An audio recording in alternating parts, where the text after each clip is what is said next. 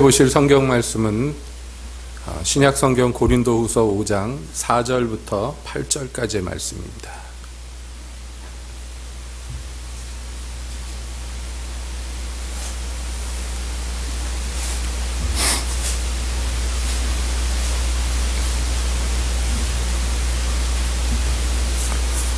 고린도후서 5장 4절부터 8절까지 함께 보시겠습니다. 이 장막에 있는 우리가 짐진 것 같이 탄식하는 것은 벗고자 함이 아니요 오직 덧입고자 함이니 죽을 것이 생명에게 삼킨 바 되게 하려 함이라. 곧 이것을 우리에게 이루게 하시고 보증으로 성령을 우리에게 주신 이는 하나님이시니라.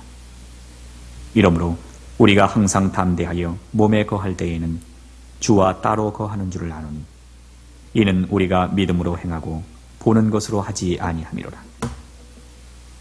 우리가 담대하여 원하는 바는 차라리 몸을 떠나 주와 함께 거하는 그것이라. 아멘. 하나님, 이 시간 주님의 말씀 듣기를 원합니다. 오셔서 저희에게 말씀하여 주시옵소서. 예수님의 이름으로 기도하옵나이다. 아멘. 한 주간 평안하셨습니까?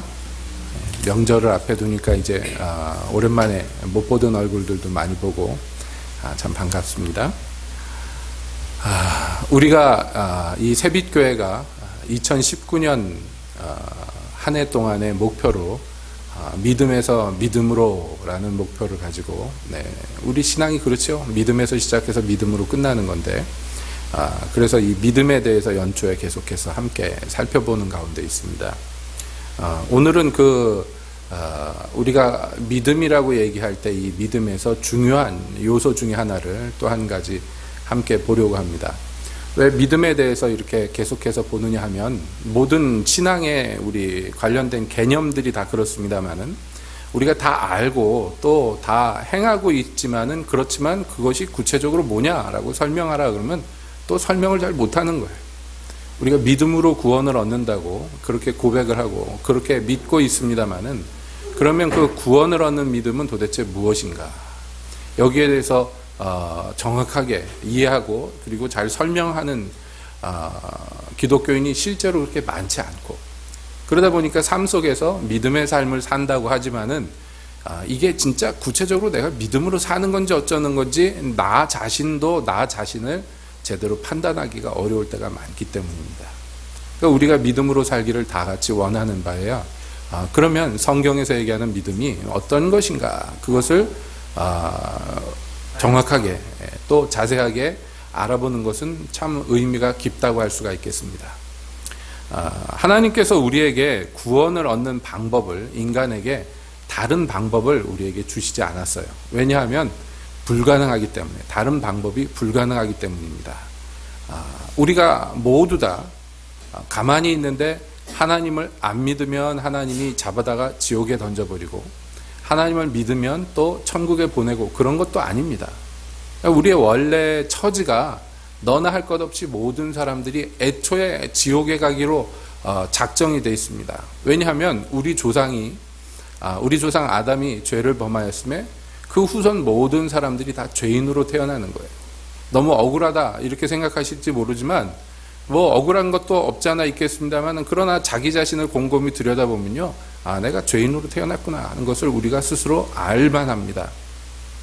왜냐하면 나는 법 없이 살 수 있다고 생각하는지 모르지만요, 하나님은 겉모습의 행동만 보시는 것이 아니라 마음의 생각과 그 마음의 깊은 곳을 다 들여다보시기 때문에 그 하나님의 눈 앞에서는 감출 수가 없단 말이에요. 우리가 죄인됨이 그러므로 하나님 앞에 섰을 때 밝히 드러납니다. 그런데 이 죄인들의 모든 죄는 반드시 죄값을 치러야 되는 거예요. 세상에서도 그렇잖아요. 사기치고 강도질하고 도적질하면 그 붙들리면 반드시 죄값을 치러야죠. 치르지 않는 것이 이상하죠. 죄값을 치러야 되는데, 우리의 범죄는 사람끼리 서로에게 범죄하는 것도 있지만은 근본 범죄는 하나님께 대한 범죄란 말이에요. 그러니까 이 하나님께 대한 범죄를 누구에게 갚아야 돼요? 하나님께 갚아야죠. 그러니까 하나님이 정하신 것이 있는데, 하나님을 배반한 이 범죄는 너나 할 것 없이 다 사형이에요. 이 죄의 값은 그래서 사망입니다. 하나님이 눈을 부라리고 우리를 죽이고자 해서 사형이 아니라 우리 안에 있는 죄가 우리를 그렇게 죽게 만드는 거예요. 죽을 병 걸린 사람처럼 죽게 만드는 거예요. 그래서 하나님은 이것을 해결하기 위해서 그 아들 예수님을 보내셨고 예수님이 우리의 죄값을 대신 치러주셨습니다. 그것을 우리가 믿음으로 받느냐? 이것이죠. 그것을 믿음으로 받으면 우리가 그리스도로 말미암아 그리스도 안에서 하나님의 아들이 되는 권세를 얻고 구원을 얻는 것입니다. 이것이 우리가 믿는 바 구원의 도리, 믿음의 도입니다. 그런데 여기에서 그 다음에 이제 문제가 뭐냐면 내가 믿어서 구원을 얻었다. 좋아요. 구원을 얻었다 칩시다. 그러면 그 다음에 뭐가 달라집니까? 딱 부러지게 뭐가 달라집니까? 얼굴이 갑자기 예뻐져요? 예? 팔다리가 길어집니까? 아니면은 머리숱 적던 사람이 막 머리가 막 납니까? 아니에요. 뭐 특별히 외형적으로 달라지는 게 없어요. 물론 그 전에 인상 쓰고 살던 사람이 얼굴이 표정이 좋아지고 얼굴이 환해지고 이런 것들은 있을 수 있지만은 그렇다고 해서 손가락이 한 개씩 더 는다든지 뭐 이런 어떤 표시가 될 만한 것이 우리의 육체에 없다는 것이에요. 그 전에 살던 대로 계속 살아야 돼요. 이 땅에서 사는 하는 날이죠. 그렇기 때문에 내가 구원을 얻었네 마네 하는 내가 믿음이 있네 마네 얘기하는 것은 순전히 자기 혼자만의 주장이 될 수가 있습니다. 그것을 증명할 길이 없어요. 물론 믿음이 있으면 행실의 변화가 따라옵니다만은 제가 얘기하는 것은 그런 행실의 변화를 얘기하는 것이 아니라 우리 삶의 근본 모양이 뭐가 달라지는가 하는 거예요. 여러 가지 달라지겠지만 그러나 그것은 순전히 내 안에서의 변화입니다. 내 안에서의 변화. 그렇기 때문에 우리가 계속해서 이 몸으로 살아야 돼요. 이 육체 가운데 이전에 살던 대로 그냥 살아야 돼. 하루 밥 세 끼 먹고 또 직장 나가서 일하고 돈 벌고 이러면서 살아야 됩니다. 그러나 이렇게 살지만은 내 안에서의 이 변화는요, 이 삶 자체도 사실은 변화를 시킵니다. 가장 큰 변화가 뭐냐면 똑같은 방식으로 똑같은 시간을 보내면서 사는지 모르지만 삶의 목적이 달라지는 것이에요. 우리의 삶의 목적이 달라지는데 사도 바울은 오늘 읽은 이 본문에서요, 이것을 비유컨대 무엇으로 비유했느냐면 장막으로 비유합니다. 장막이라는 것은 텐트죠. 여기에서의 장막이 의미하는 것은 집을 의미해요. 집. 여러분, 이 텐트는 보통 집 구실을 합니다만은 이게 영구적인 집을 의미하는 것은 아닙니다. 장막이라는 것은 항상 임시적인 집이죠. 요즘에도 어디 캠핑을 간다든지 그러면은 텐트를 치고 거기서 며칠 묵을 수 있지만은 계속 텐트 안에서 살면 이 사람은 뭐예요? 노숙자예요. 그러니까 이것은 일상적인 영원한 삶이 아니라 아주 지나가는 이벤트로서의 생활이 바로 텐트에서의 생활이에요. 사도는 지금 비유로 말하기를 우리의 살고 있는 오늘의 인생을 이 텐트에서 사는 것과 같다라고 비유하는 거예요. 장막에서 사는 것과 같다. 이것은 임시예요. 여러분 누구나 여러분과 저는 임시적인 삶을 삽니다. 왜 그런지 아시죠?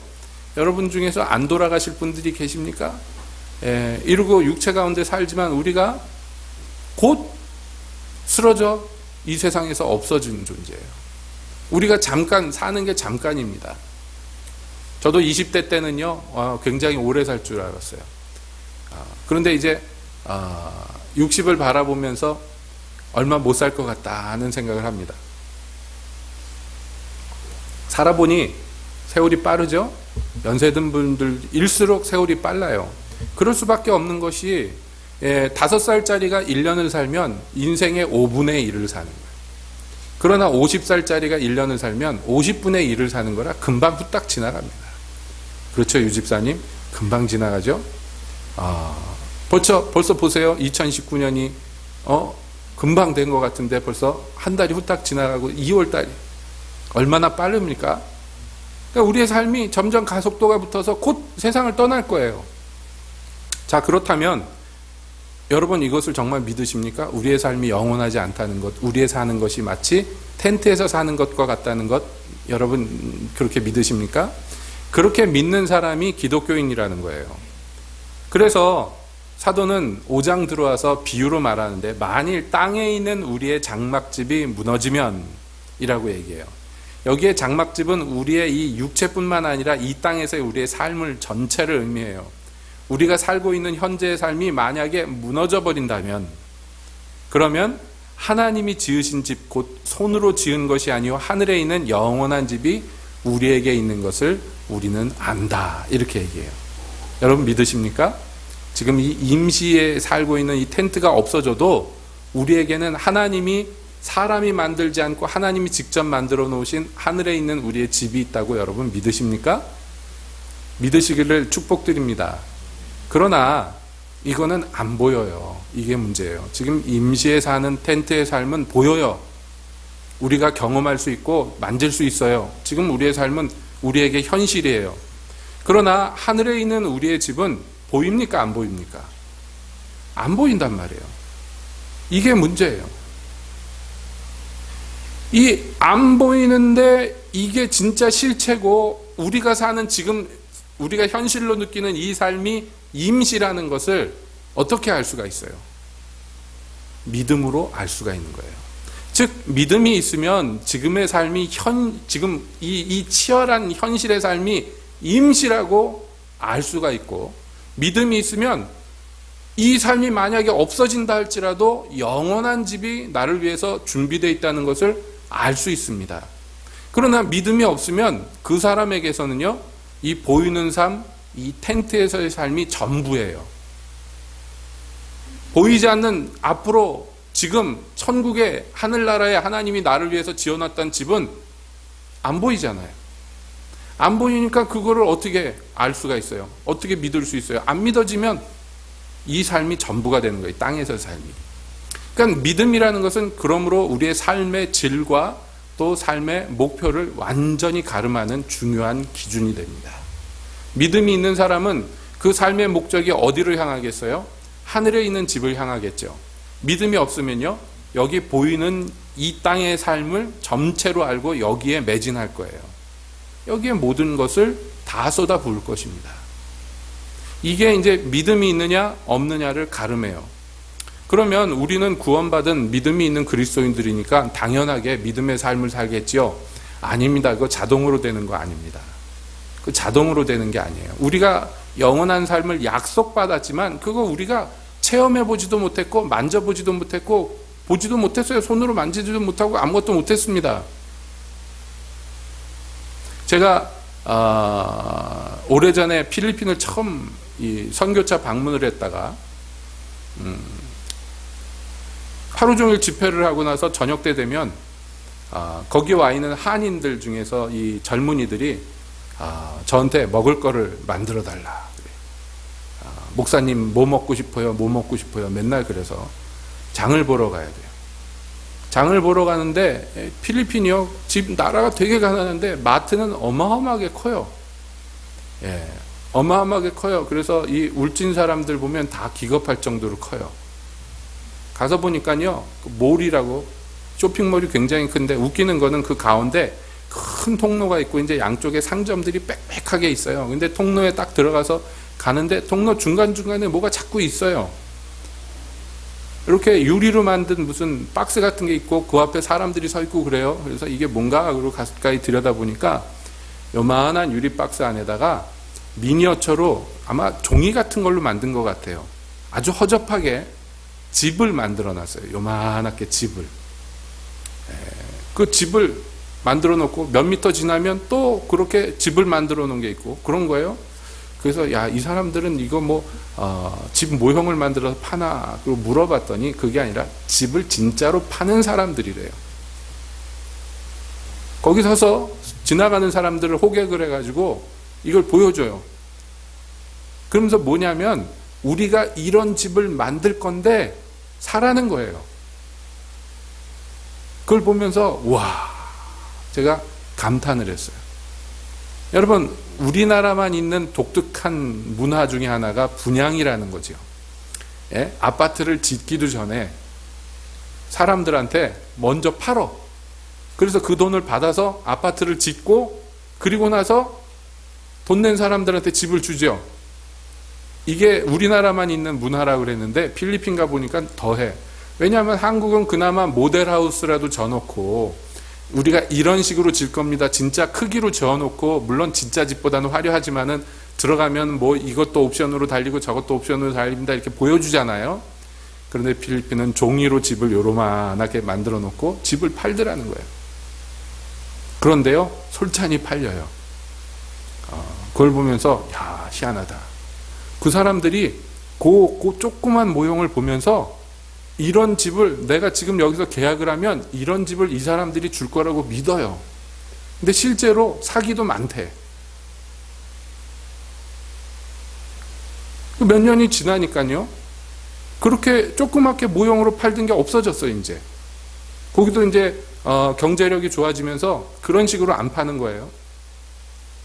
그러나 또 뭐가 생겼느냐 하면 지나가면서 보니까 그렇게 조그맣게 만들어놓은 집 정말 보면 허접합니다. 죄송한 표현이지만 한국 집에 비하면은 굉장히 이상하게 뭔가가 모자라 보여. 그거 당연하죠. 그런데 지나가다 보니까 한 큰 땅을 사가지고 그렇게 생긴 집을, 똑같은 집을 그 안에다가 몇십 채씩 짓는 거예요. 똑같은 집을. 아마 제가 거기서 집을 사면 그 동네 들어가면 길을 잃어버릴 것 같아요. 뭐 외형이 다 똑같으니까 집이. 똑같이 생긴 집을 그렇게 타운을 만들어서 팝니다. 그래서 제가 그거 보면서 아하 하고 깨달았어요. 뭘 깨달았냐면 옛날에 우리나라가 70년대에 그런 식으로 집을 팔았었어요. 집장사집이라고 그래가지고. 한 동네가 집이 다 똑같게 만들어서 한 업자가 설계도면 하나 가지고 다 똑같이 만들어가지고 그래서 판 거예요. 그게 집장사집인데 아, 이 사람들이 지금 이렇게 하기 시작하는구나. 좀 이따 보면 이제 아파트도 짓겠구나. 그런 생각을 했습니다. 그때 이제 조금 나아진 거예요. 그 타운을 만들기 전에 먼저 집 한 채를 먼저 지어요. 그 타운에. 그래 놓고 사람들이 와가지고 이제 들어가 보고 거기에서 화장실 물도 내려보고 하는 거예요. 많이 발전했죠? 그래도 역시 마찬가지예요. 완성품은 아니에요. 그거 일종의 모델하우스예요. 여러분, 우리가 이 땅에 사는데 믿음이 없으면 하늘에 우리 집이 있다는 것을 어떻게 믿겠습니까? 어떤 필리핀 사람들은 종이로 지어놓은 집을 보고도 이 집이 내 집이 될 거라고 믿고 돈을 냅니다.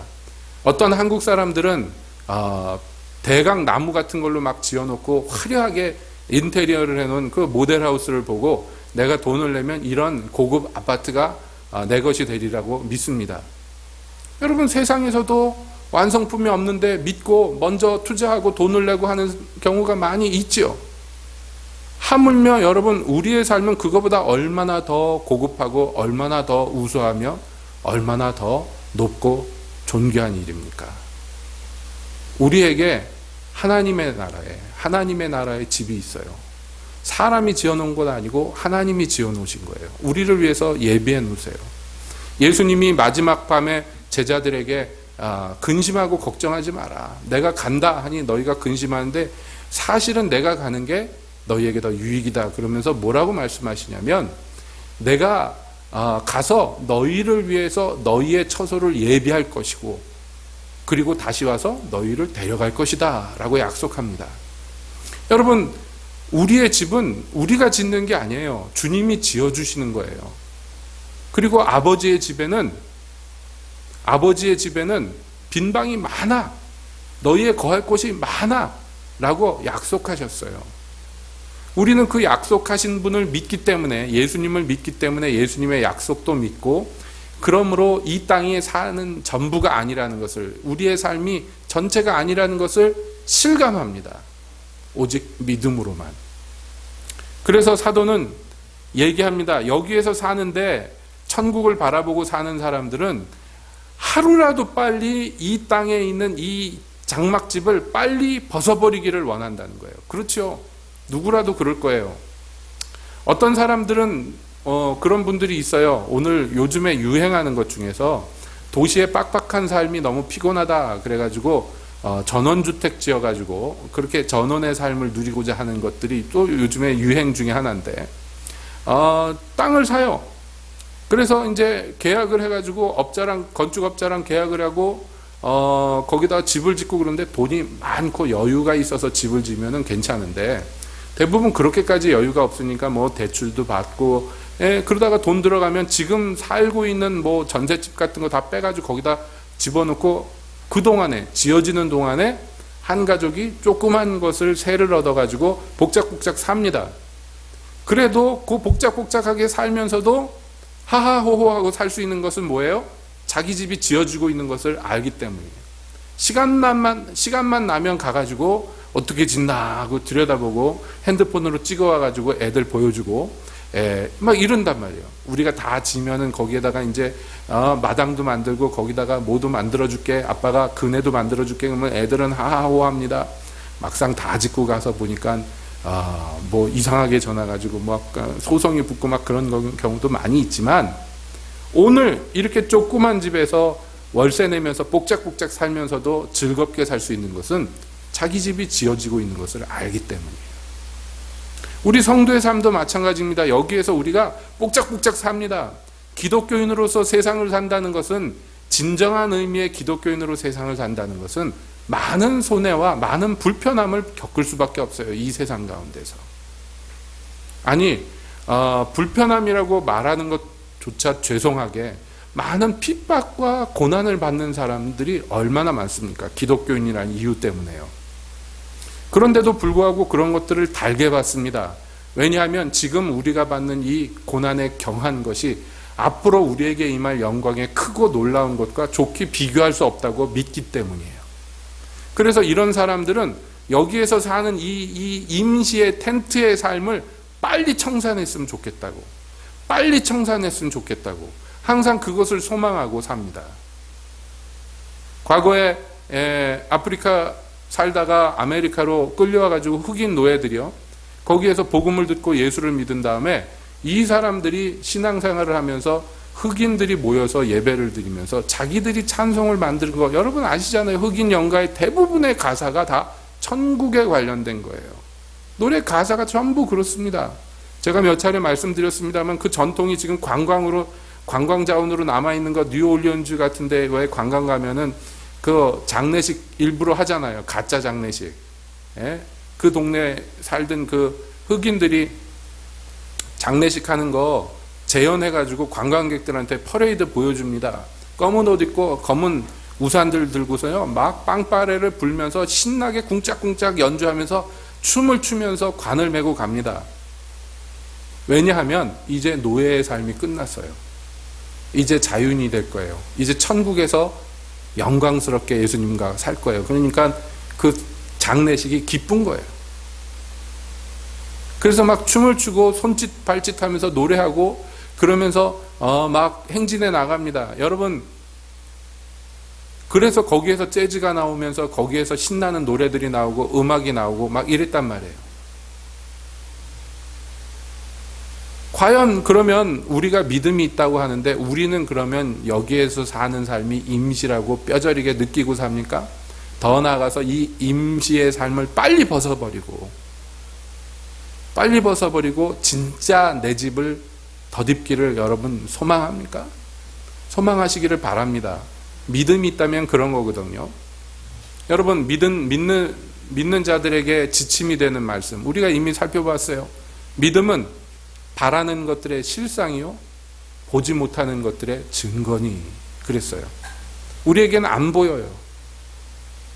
하늘에 무슨 집이 있는지 여러분 보입니까? 어떤 사람들은 입신해서 천국에 올라가가지고 환상 중에 자기 집도 보고 황금길도 걸어보고 유리바다도 보고 예수님도 만나고 그리고 왔다고 막 간증하는 분들 있죠. 그런 소수의 특별한 경험이 있는 사람들 빼고는 여러분, 저와 여러분들은 보이지 않아요. 볼 수가 없어요. 그러나 우리는 그것을 보는 것보다 더 확실하게 믿는단 말이에요. 그러면 그것이 우리에게 실제가 되는 거예요. 믿음은 그러한 역사를 일으킵니다. 보지 못했지만 그것이 내게 마치 증거물이 내 손에 잡힌 것인 양 그렇게 생생하게 느껴지게 만드는 것. 무엇이요? 믿음이. 이 믿음이 있는 사람들은 그러므로 앞으로 올 삶을 위해서 지금의 삶을 저버리는 것에 추호도 거리낌이 없는 것입니다. 그러나 그 반대로 믿음이 없는 사람들은요, 그래서 여기가 전부라고 느껴지는 사람들, 물론 교리적으로는 천국에 내 집이 있다는 것을 인식하고 믿는다고 고백은 하지만 그게 마음에 안 와닿는 사람들은 그러므로 기독교인이라 할지라도 이 땅에서요 세상 사람들과 똑같은 세상 사람보다 더 지독하게 세속적인 삶을 살 수밖에 없는 거예요. 지금 막 대형 교회들이 세습하는 문제들 때문에 한국 교회들이 시끌시끌하잖아요. 세습을 그렇게 왜 사람들이 반대를 하고 난리를 치는데 왜 죽어라고 세습을 합니까? 왜 그렇게 세습을 하려고 합니까? 예? 그래야지 이 교회의 재산이, 돈이 다른 데로 나가지 않고 계속 자기 수중에 있을 수 있어요. 아들이 뒤를 이어야지 내가 가진 이 돈이 그냥 내 것이 되죠. 만약에 다른 사람이 후계자로 오면 어떻게 합니까? 비자금 같은 거 다 들통나야 돼요. 마치 정권이 바뀌면은 이전 대통령들이 감옥에 가듯이 이전의 비리와 돈들과 이런 것들이 다 들통이 나고 무너질 거예요. 그러니까 그럴 수 없잖아요. 그러니까 죽어라고 반대를 무릅쓰고 별별 이유를 붙여서 세습을 합니다. 왜냐하면 돈이 전부이기 때문이에요. 돈을 사랑함이 일만하게 뿌리예요. 많은 사람들이 이 돈을 사랑하는 이것 때문에 미혹을 받아서 믿음에서 떠나고 그리고 많은 근심으로 자기를 찔렀다고 성경은 얘기해요. 이 세상 이 장막의 임시의 삶을 대표하는 것이 돈, 명예 이런 것들이잖아요. 이 돈, 세상이 전부니까 돈이 전부니까 이것을 놓을 수 없어요.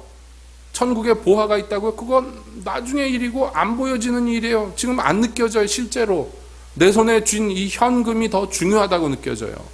그럼 어떻게 하겠냐 말이에요. 그러니까 온갖 편법을 다 동원해서요. 무서운 일이 벌어지고 있어요. 명성교회에서 이 비자금 담당하던 장로님이 유서 써놓고 몇 년 전에 아파트에서 뛰어내려서 투신 자살했어요. 왜 자살했는지 몰라요. 그냥 죄송하다 그러고 자살했어요. 목사님 죄송합니다 그러고. 그리고 또 한 명 비자금 담당하던 부목사님 한 분도 원인 모르게 재작년인가 죽었어요. 젊은 목사인데. 왜 그런지 몰라요. 그러니까 막 지금 음모론이 얼마나 부글부글합니까? 그래서 비자금이 얼마이고 어디에 있는지 아는 사람은 이제 담임 목사님 한 분 남았대요. 3사람이 알았는데 2사람이 죽어버렸어요. 어디서 스릴러 영화 몇 편 나올 만한 스토리가 막 교회에서 흘러나옵니다. 실제 어떻게 되는지는 모르지만 이게 얼마나 구설에 올 만한 일이에요. 비자금 액수가 막 1000억 단위로 막 왔다 갔다 하는데 여러분 이거 어떻게 해야 됩니까? 왜 이런 일들이 일어날까요? 왜 기독교가 왜 이렇게 교회들이 욕을 먹을까요? 그 근본으로 따라가면 한 가지입니다. 믿음이 없기 때문이에요. 믿음이 없으면 여기에 현재의 삶이 자기의 전부가 돼버리고 그리고 다른 가치는 아무 가치가 없는 거예요. 이게 전부니까 이것을 위해서 무슨 짓이라도 할 수 있는 거예요. 여러분 우리가 대형교회니까 손가락질을 하지만 여러분은 어떻습니까? 부자라고 더 악인이고 가난하다고 선인입니까? 아닙니다. 사람마다 이 욕심이 탐심이 우상숭배 그래서 돈을 사랑한다 이게 탐심이에요. 여러분 중에 나는 돈을 안 사랑해 라고 자부할 수 있는 사람 몇 명이나 돼? 이 중에 솔직하게 얘기해요. 없어요? 이 돈을 사랑하는 마음 이게 얼마나 제가 그 전에 말씀드렸죠. 제가 과거에 간판일하고 다닐 때 일당일하고 다닐 때 어디에서 오늘 와서 우리 일해달라 전화 오면요 가기 싫은 데 있어요. 그 사장이 이상한 데 있잖아요. 가면은 돈 주고 사람 부리는 게 아까워가지고 막 말로 괴롭히는 사람들이 있어요. 자기가 불러놓고 거기서 일하면서 맨날 그러는 거예요. 내 다시는 이 집에는 안 온다. 다시는 이 사장이 부르면 절대 안 온다. 그래놓고 일 끝나고 저녁 때요 돈 받으면요 마음이 확 바뀌어요. 그 돈 봉투 받아가지고 주머니에 넣고 흐뭇해서 집에 가면서 어느 날 그런 생각을 했어요. 나도 발 수 없구나. 하루 종일 투덜거리고 하루 종일 일을 갈아붙였다가 현금이 손에 딱 잡히니까 마음이 확 녹고 왠지 그 사람이 착해 보이고 그 다음에 불면 또 가는 거야. 그래서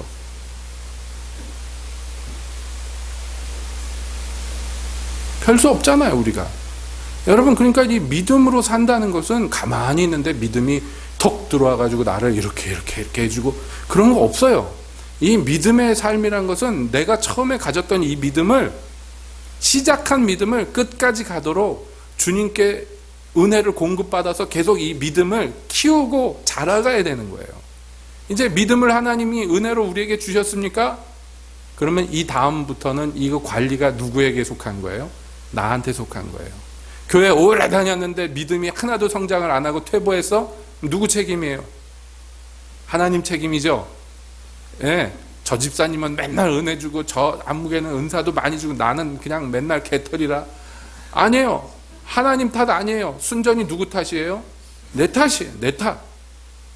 분명히 얘기합시다. 내 탓이에요. 한 달란트 받은 종이 한 달란트 주인한테 돌려주면서 뭐라고 얘기합니까?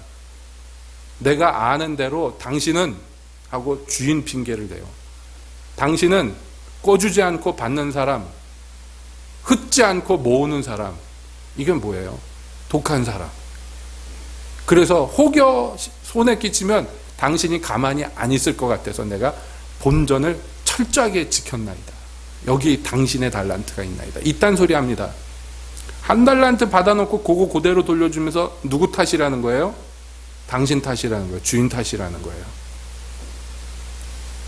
여러분, 믿음은 하나님이 선물로 주시지만 그러나 잊지 마십시오. 이 믿음을 키워나가고 관리하는 건 순전히 내게 속한 문제예요. 그러니까 우리가 신앙의 연륜이 길어지면, 연차가 길어질수록 우리의 믿음이 더 고결해지고 더 강해지고 더 뚜렷해지고, 그래서 거룩한 믿음의 본을 우리가 뒤를 따르는 후배들한테 보여줘야 될 의무가 있는 사람. 그러므로 신앙의 가정에 있는 자녀들은요, 아주 신앙에서 잘 커야 돼요. 그런데 그게요, 너 교회 안 가면 용돈 안 줘, 막 이래가지고 되는 게 아니에요. 예전에 제가 학생부 다른 교회에서 담당하고 있는데 어떤 집사님이 학생부 예배 준비하고 있는데 탁 들어오더니 이러고 보더니 자기 아들 이름 부르면서 안 왔냐고. 예, 안 왔는데요. 그랬더니 그때는 이제 핸드폰이 많이 보급이 안 됐을 때, 그래서 교회 공동 전화가 하나 있었는데 그 전화를 탁 띠디디디디 해서 너 어디야? 집에 왜 있어? 죽을래? 막 이러면서 여자 집사님이 막 거기서 막 자기 아들을 을러붙이고 너 교회 안 하면 오늘 아주 내 손에 죽을 줄을 알라고 막 난리치는데 제가 옆에 서서 듣기가 민망한 거예요. 걔는 결국에 교회 왔어요. 교회 왔는데 그렇게 와가지고 앉혀놨는데 그 몸뚱아리만 예배당 왔는데 그게 무슨 소용이 있냔 말이에요. 어려운 거예요. 오르고 달래고 협박해서 되는 일이 아니에요. 무엇을 해야 됩니까? 부모가 믿음의 본이 돼야지요. 그래서 어려운 거예요. 이 믿음이라는 것은 그래서 어려워요. 제가 목사지만 여러분한테 여러분 믿음을 좀 가지세요. 왜 믿음이 그따입니까? 라고 얘기해봐야 소용이 없어요. 너나 잘해라 그럴 거 아니에요. 여러분들이 속으로. 제가 믿음의 본을 보여야 돼요. 그래서 이 자리가 어렵고 힘든 자리예요. 그 어떻게 하겠어요? 믿음의 본을 보여야지. 보이려고 열심히 합니다. 쥐꼬리만 난 믿음이지만 보이려고 애를 써요. 여러분, 우리가 이 세상에서 믿음으로 사는, 그래서 이 세상 여타 다른 장막에 사는 사람과 전혀 다른 종류의 삶을 이 세상에서 우리는 나타내고 보여주는 사람들이에요. 그것으로서 하나님의 아름다운 덕을 선전하는 사람들이고 각처에서 그리스도를 아는 향기를 풍기는 사람들이에요. 우리는 그런 존재들입니다. 그래서 사도는 말합니다. 4장 18절 마지막 절에서 이렇게 얘기했어요. 우리의 돌아보는 것은 보이는 것이 아니요 보이지 않는 것이니 보이는 것은 잠깐이요 보이지 않는 것은 영원함이라. 그랬어요. 우리의 돌아보는 것은 이라는 것은 우리가 목표로 삼고 추구하는 것은 이에요. 우리가 목표로 삼고 추구하는 모든 것은 보이는 것이 아니에요. 보이지 않는 것이에요. 왜냐하면 보이는 것은 잠깐이고 보이지 않는 그것이 영원하기 때문이에요. 우리는 그 영원한 삶에 초대받았고 그 초대장을 받아들인 사람들이라 이제 그 영원한 삶을 추구해야 돼요. 목표로 삼고 전진해 나가야 돼요. 여기에서 뭐 몇 년 살 거예요? 여기다 여러분 올인하면 안 돼요. 저 위의 집에다가 올인을 해야 돼요. 믿음으로만 됩니다. 그래서 오늘 읽은 본문 5장 7절에 사도는 이렇게 얘기합니다. 이는 우리가 믿음으로 행하고 보는 것으로 하지 아니합니다. 뭐예요 이게? 이는 그런데 앞에 얘기가 있어요. 우리가 믿음으로 한 가지는 아는데 우리가 몸에 사는 한 주와 함께 살 수 없다는 것을 우리가 안다. 더 나아가서 여기의 삶이 전부라고 생각하는 그 사람들, 그래서 몸에 사는 게 그 인생의 전부인 사람들은 주님과 함께 갈 수가 없어요. 우리가 여기에 살면서 자꾸 하나님한테 도와달라고 그러잖아요. 시시때때로 막 도와달라고 하나님이 도와주시죠. 마음이 좋으니까 도와주시는데 그건 동행이 아니에요. 그것은 그저 일방적으로 뭐예요? 이거는 구제받는다고 그래야 되나요? 도움받는다고 해야 되나요? 동량받듯이 그렇게 받고 사는 것이지 같이 사는 것 아니에요. 동행할 수 없어요. 믿음으로 행하지 않는 한. 그래서 우리는 믿음으로 행하고 보이는 것으로 하지 않는다고 단정지어 말합니다. 사도의 이 가르침과 본을 받아서 이제 우리가 믿음으로 걸어가야 될 텐데, 여러분 다시 말씀드립니다. 여기의 삶은 영원한 게 아니에요. 잠시 잠깐이라는 걸 절대로 잊지 마시고 여기의 삶을 열심히 땀 흘려 사시되 우리의 눈은 항상 보이지 않는 세계를 향해서 목표를 향해서 그것을 추구하면서 그렇게 사셔야 될 줄로 믿습니다. 오직 믿음이 우리를 그 길로 인도합니다. 믿음에서 파선하지 마시고 끝까지 믿음으로 믿음에서 믿음으로 가는 이 길을 끝까지 걸어가시기를 주의 이름으로 축복드립니다. 기도하겠습니다.